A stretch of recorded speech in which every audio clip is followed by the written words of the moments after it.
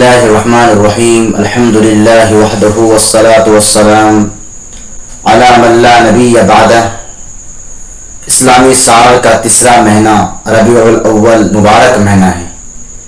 اس کی وجہ یہ کہ جب ابتدا میں اس کا نام رکھا گیا تو اس وقت موسم ربیع یعنی فصل بہار کا آغاز تھا۔ یہ مہینہ فیوز و برکات کے اعتبار سے افضل ہے کہ باعث تخلیق کائنات رحمت للعالمین احمد مجتبی محمد مصطفیٰ علیہ الصلوۃ والسلام نے دنیا میں قدم فرمایا۔ 12 ربیع الاول بروز پیر مکہ مکرمہ کے محلے بنی ہاشم میں آپ صلی اللہ علیہ وسلم کی ولادت باسعادت صبح صادق کے وقت ہوئی۔ 12 ربیع الاول ہی میں آپ ہجرت فرما کر مدینہ منورہ تشریف لائے۔ اسی ماہ کی 10 تاریخ کو محبوب کبریا صلی اللہ علیہ وسلم نے ام المؤمنین سیدہ حضرت خدیجہ الکبریٰ رضی اللہ تعالی عنہا سے نکاح فرمایا تھا۔ اسی تاریخ سے کائنات کی ظلمت و تاریکیاں نورانیت میں تبدیل ہونے لگی۔ انسان کا مردہ دل پھر سے تازگی پانے لگا۔ کفر و شرک کی گھنگور گھٹائیں ختم ہونے لگی۔ انسانوں کو انسانیت کے صحیح اور حقیقی مفہوم سے عملی آشنائی ہونے لگی۔ اپنے مقاصد زندگی اور وجہ تخلیقات کو سمجھا، اپنے معبود حقیقوں کو جانا، عبد و معبود کے رشتوں کو سمجھا۔ یہی وجہ ہے کہ ساری دنیا کے مسلمانوں کے لیے حضرت محمد رسول اللہ صلی اللہ علیہ وسلم کا عشق غیر فانی دولت بن چکا ہے۔ اس محبت کا اظہار شیدائنہ کرتے رہتے ہیں اور 12 ربیع الاول کے موقع پر مختلف طریقے سے اظہار مسرت کرتے ہیں۔ ہر ملک اور قوم کے لوگ اپنے رہنما، لیڈر اور دانشوروں کا یوم پیدائش مناتے ہیں، جبکہ ان شخصیتوں سے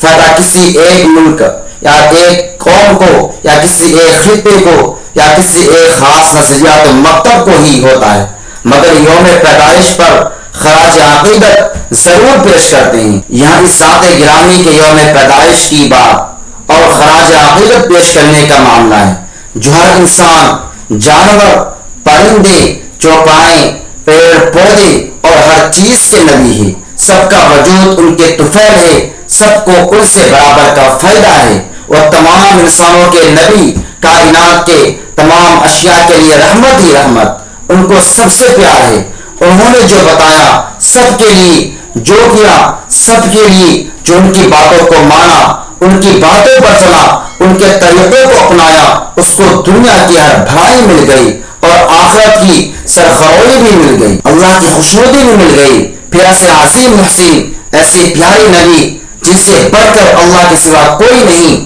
کوئی شخصیت کتنی عظیم کیوں نہ ہو، مگر سرکار دو جہاں سے اس کی نسبت ذرے اور آفتاب جیسی ہے۔ کسی ذرے کی اہمیت سے انکار نہیں کیا جا سکتا، مگر آفتاب کی برتری کا عالم کچھ اور ہے، مگر محمد رسول اللہ کی عظمت کے آگے آفتاب بھی ایک ذرہ ہے۔ آفتاب اپنے شعاع سے ایک بیک وقت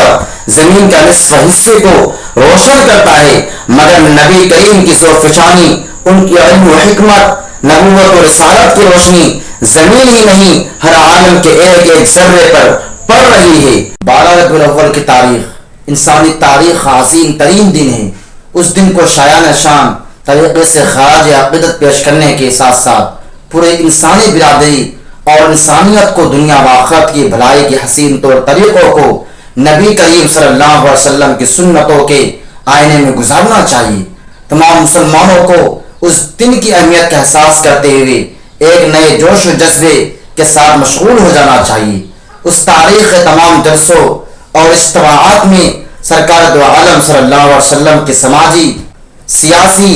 معاشی زندگی کے تابنہ گوشوں کو اجاگر کر کے اور بیان کر کے عوام الناس کو بامقصد امن زندگی کا سبق دینا چاہیے۔ سرکار دو جہاں کی رحمدلی، امان طلبی، احترام انسانیت، حقوق اللہ و حقوق العباد، تبلیغ اسلام، سماجی بائیکاٹ، کافر و مشرکوں کے ظلم و ستم، طرح طرح کی اذیت و فتنہ فسادات جو حضور اکرم صلی اللہ علیہ وسلم اور صحابہ کے ساتھ کرتے تھے۔ حضور اکرم صلی اللہ علیہ وسلم کی رواداری، مساوات، عورتوں کے حقوق و احترام، بچوں کی تعلیم و تربیت، حق کی پاسداری، بھائی چارگی، پڑوسیوں کے حقوق وغیرہ پر روشنی ڈالنا، انہیں بیان کرنا بہت ضروری ہے، تاکہ آج کے بھٹکے ہوئے انسانوں کو، تباہ ہوتے سماج و معاشرے کو سدھارنے کے لیے سچا جذبہ میسر آ سکے اور عظمت محمدیہ بھی اجاگر ہو اور دیگر اقوام پر بھی اچھے اثرات مرتب ہو سکے،